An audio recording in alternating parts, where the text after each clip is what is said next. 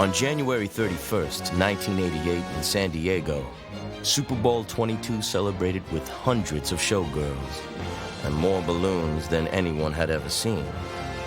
Almost lost in the pageantry were the players. Number 7, John Elway, was the Denver Broncos quarterback, and Jay Schrader, number 10, had started all season for the Washington Redskins. But in the playoffs, Washington coach Joe Gibbs switched to a nearly forgotten veteran from Zachary, Louisiana, named Doug Williams. Number 45, Broncos cornerback Steve Wilson, knew what was at stake. The big news in Super Bowl interviews that week was the fact that Doug was a black quarterback and not so much that he was a Super Bowl quarterback. 10 years later, Doug Williams returned to Washington as first-year head coach of Morehouse College. Steve Wilson was on the other side again as head coach of Howard University. Same man, different atmosphere.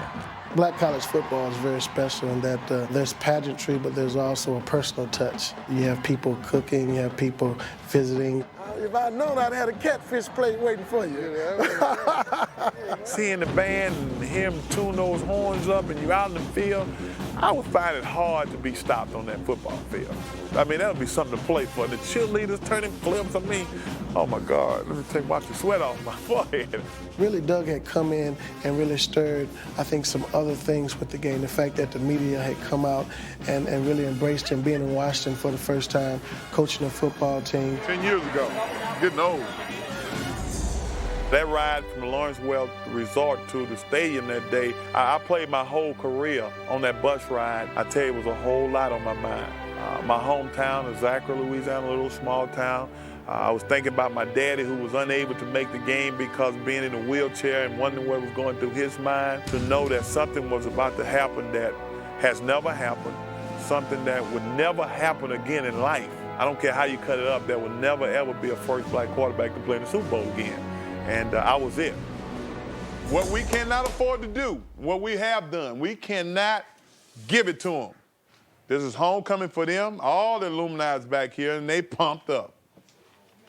That's why they invited you for homecoming, because they think it's easy.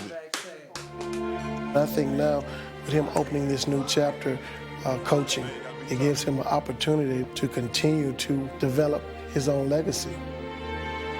His performance on that day in San Diego was so profound that it actually changed the mindset of a lot of people in this industry. We anticipated the first quarter being one where we knew on offense we were going to be very aggressive. Actually, the first play of the game, the first time that John touched the football, he put it up for a touchdown to Ricky Nattil. And we looked up at the scoreboard and it was 10-0. And we said to ourselves, this isn't enough. And we didn't know the next 7-8 minutes would change the history of pro football. I have to look at it realistically. 2 weeks earlier, we was down 14-0 in frigid Chicago, and we came back and won.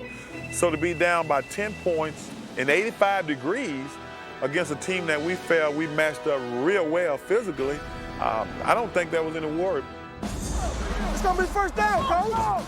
Come on, Lamont! Well, I tell you what, I certainly admire what Steve has done and doing, and I envy Steve for what he has done because he's done it right, because he's doing what I would love to do, and that's to put a successful program together. I didn't envy the day we played the Super Bowl. I tried to take advantage of it.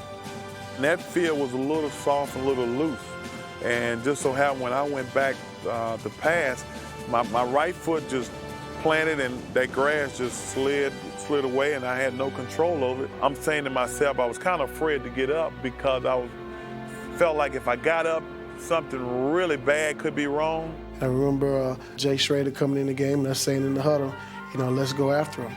And our defensive intensity picked up and a few blitzes were called and we actually did a real good job while he was in the game.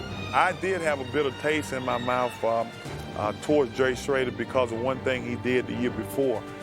It was a championship game against the New York Giants, and he got knocked out the game, and he got up, and I was on my way into the ball game, and he waved me off the field.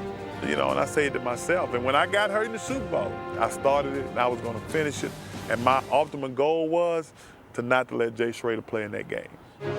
Doug Williams came back in the game on the first play of the second quarter and began the most remarkable performance in Super Bowl history.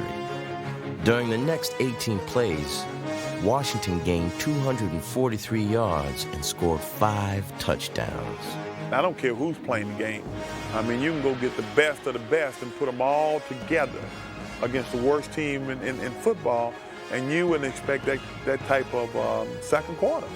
You know, it's one of those things that when things start happening, it was happening so fast that you couldn't get a grip on it. And I'm sure if I was on the other side of the coin, if I was with Denver, I'd still be wondering, what in the world happened that day?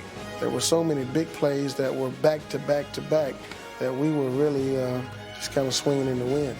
In the second quarter, when I think after about the third TD pass, Jake Jacoby walked up to me and he said, Doug Williams, he said, black, green, blue, or yellow.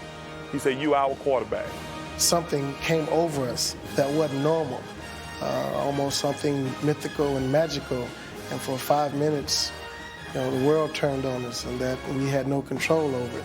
It was almost like you were unconscious for a moment, and then you woke up and there were 35 points on the board.